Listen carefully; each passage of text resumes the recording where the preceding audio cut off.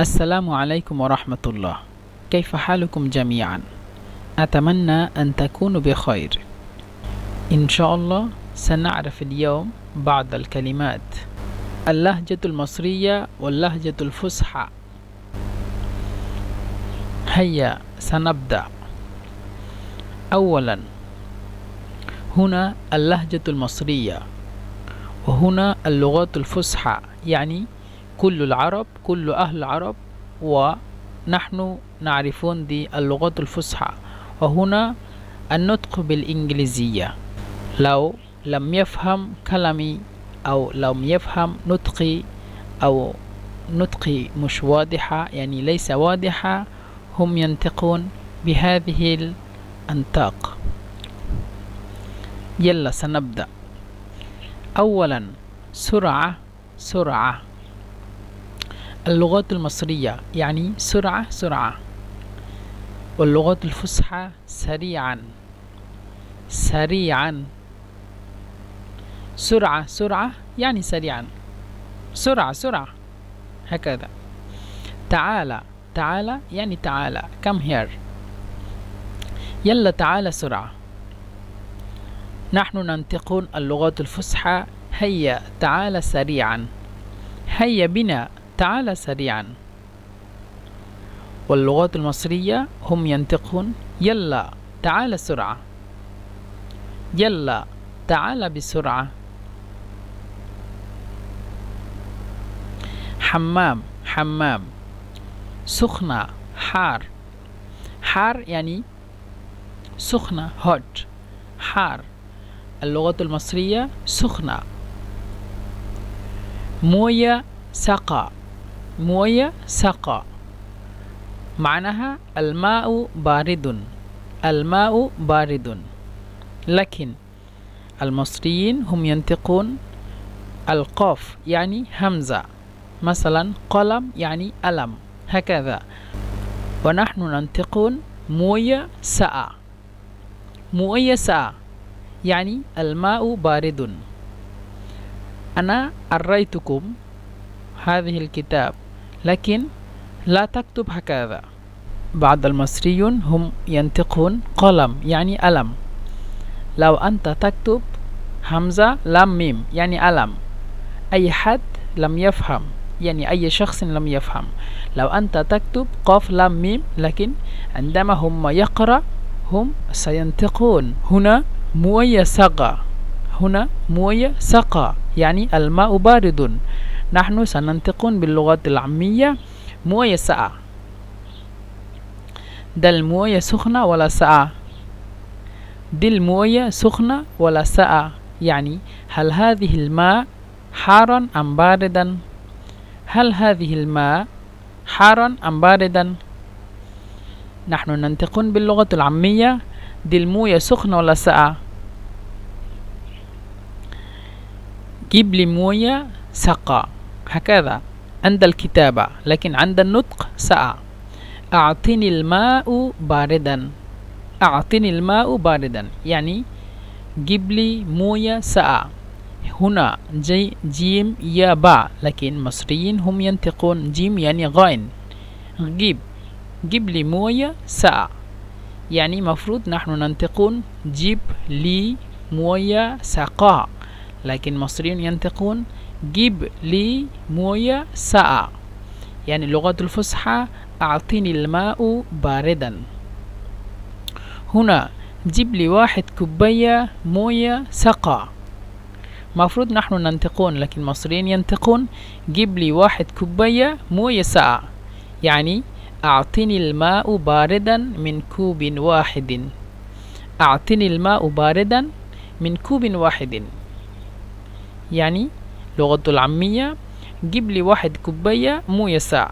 مثلا أنت وصحبك تمشي أي مكان وأنت تشعر عطشان، أنت تستطيع أن تتكلم إليه أو تستطيع أن تتكلم معه يا صاحبي أو يا أخي أو يا حبيبي جيب لي 1 كوباية موية سقى، جيب لي 1 كوباية موية سقى. يعني هو لو مصري على طول يفهم منك. جيب لي 1 كوباية موية سقى يعني أعطني الماء باردا من كوب واحد. جيب، جيب يعني أعطيني، لكن جيب يعني جيب، جيب أعطيني. سقى، سقى بارد، سقى يعني سقى، سقى بارد. سكين، سكين مفرد، سكاكين جمع، سكين مفرد سكاكين جمع. هو اللغة الفصحى العامية كله نفس الواحد، سكين سكاكين. خشب يعني خشب، شجر شجر، لكن المصريين هم ينطقون شجر لأن جيم يعني غين، هم ينطقون جيم يعني غين، شجر. رمل، رمل يعني رمل. امشي على الطول يعني اذهب قدام طويلا، اذهب قدام طويلا يعني امشي على الطول. روح قدام شوية، روح قدام شوية، اذهب قدام قليلا. ممكن بعض الطلاب أنتم تفهمون، يعني روح يعني امشي أو اذهب، قدام، قدام يعني قدام. مفروض هنا نكتب قدام قاف دال ألف ميم، قدام. شوية، شوية يعني قليلا، لكن عند النطق قدام. هم ينطقون، مصريين ينطقون روح قدام شوية، روح قدام شوية، أو امشي قدام شوية، أو اذهب قدام شوية، مش مشكلة. دي كل اللغات متشابهات. مثلا انت تسأل عن واحد مصري لو سمحت أين المسجد، يعني لو سمحت أين المسجد، هم هيردوا عليك روح قدام شوية، يعني اذهب قدام قليلا، روح قدام شوية، هكذا. طويل طويل. ملابس ملابس. بطانية بطانية، ما فيش فرق. مكانك فين، مكانك فين يعني أين مكانك. لو حد مصري هو يستطيع أن يسألك أين مكانك يا صاحبي، أو أين مكانك يا أخي، يعني أنت تسكن فين، أين تسكن، أين مكانك. اللغة العامية هم يسألون مكانك فين، أو فين مكانك. فين يعني أين، مكانك يعني مكانك. قريب أو بعيد، قريب أو بعيد. اللغة العامية قريب أو بعيد، قريب ولا بعيد. لكن بعض المصريون يعني مشهور هم يتكلمون قريب، قريب ولا بعيد، قريب.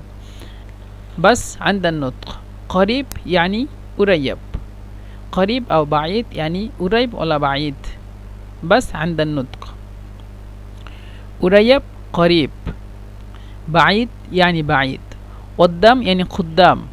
قاف دال ألف ميم عند الكتابة، لكن هم ينطقون قدام. محمول جوال، محمول جوال أو هواتف، دي 3 كلمات متشابهات. اتفاق يعني اتفاق، لكن في مصريين هم ينطقون اتفاق، اتفاق يعني احنا اتفقنا انت تجيب لي كده، احنا اتفقنا انت تجيب لي كده، يعني نحن اتفقنا أنت تعطيني كذا. إحنا يعني نحن، اتفقنا يعني اتفقنا. هنا اتفقنا يعني بس عند النطق، لا تكتب هكذا في الكتابة، أنت تكتب هكذا اتفقنا. عندما هم ينطقون بهكذا اتفقنا. إحنا اتفقنا انت، نحن ننطقون أنت في اللغة الفصحى أنت، لكن في اللغة العامية انت. تجيب يعني تعطيني، تجيب لي تعطيني كذا كده. هم برضو ينطقون ذل، ذل يعني دل، هكذا. مثلا خذ قلمك، خذ قلمك يعني خذ قلمك أو خذ قلمك، هكذا هم ينطقون. خذ قلمك يعني خذ قلمك، هكذا. هنا احنا اتفقنا انت تجيب لي كذا، نحن اتفقنا انت تعطيني كذا. اطلب، اطلب. كبير كبير، صغير صغير، لكن مصريين ينطقون صغير. كلام يعني كلام، كلم معي، تتكلم معي. تتكلم معي أو تتحدث معي. تتحدث معي يعني كلم معي. أنت تقدر تتكلم معي، يعني أنت تستطيع أن تتكلم معي. أنت تستطيع، أنت تستطيع يعني أنت تقدر. أنت تتكلم يعني أن تتحدث معي، يعني تتكلم معي. أنت تستطيع أن تتكلم معي، يعني اللغة العامية أنت تقدر تتكلم معي.